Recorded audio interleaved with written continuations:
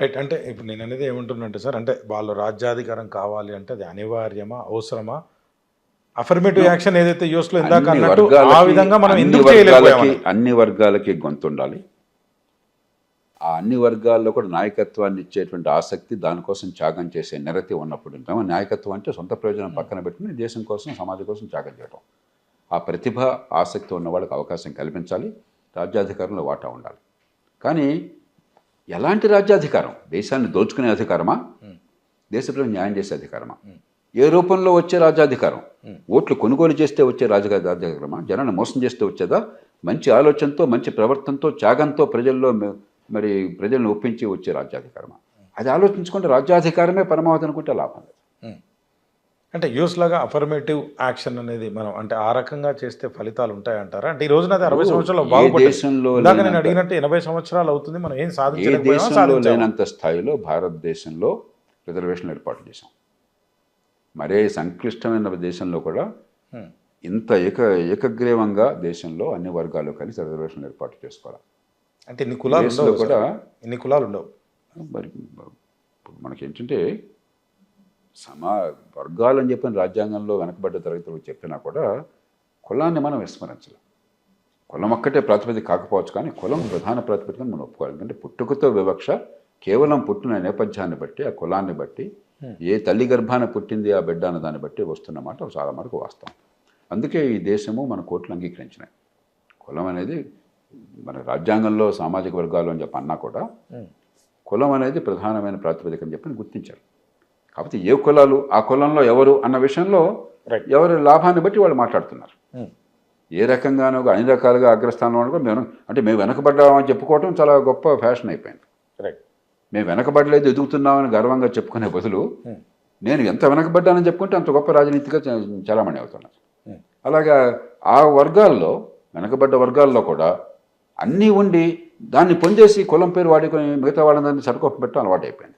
అంటే ఇప్పుడు ఈ ప్రశ్న ఎందుకు అడుగుతున్నాను సార్, ఇప్పుడు పాలక వర్గం కావచ్చు, అంటే తెలంగాణ రాష్ట్ర ప్రభుత్వం అనాల సార్, పేర్లు చెప్తాను నేరుగా, టీఆర్ఎస్ కావచ్చు, బీజేపీ కావచ్చు, కాంగ్రెస్ కావచ్చు, ఇతరత్ర పార్టీలు, అన్ని పార్టీలు కలిసి కూడా ఈ బీసీ ఉద్యమానికి మద్దతు ఇస్తున్నాయి. అంటే వాళ్ళకి తెలిసి చేస్తున్నారా, తెలియక చేస్తున్నారా, ఎందుకు చేస్తున్నారు అర్థం కావట్లేదు. విషయాల్లో కాదు అన్నవాడికి ఓట్లు పోతాయి. ఓట్లు కోరేవాడు నోరు మూసుకొని మనసులో ఏమన్నా ఓ మాట అంటాడు. ముఖ్యమంత్రి గారికి 50% రిజర్వేషన్లు ఖచ్చితంగా సుప్రీంకోర్టు పరిమితి పెట్టింది, దాన్ని ఆపలేమని తెలీదా? ఆయన చుట్టూ ఉన్న మంత్రులకు తెలీదా? ఈ దేశాన్ని ఇంతకాలం పాలించిన, స్వాతంత్రాన్ని తీసుకురావడంలో కీలక పాత్ర వహించిన కాంగ్రెస్ పార్టీకి తెలియదా? ప్రతిపక్షాలకు తెలియదా? జాతీయ స్థాయిలో పరిపాలన చేస్తున్న బీజేపీకి తెలియదా? అంటే జనాల్ని పిచ్చోళ్ళు చేస్తున్నట్టు అందరికీ తెలుసు, తెలియక కాదు. మనకెందుకు కాగలకాలం గంధర్వులు చేస్తారు.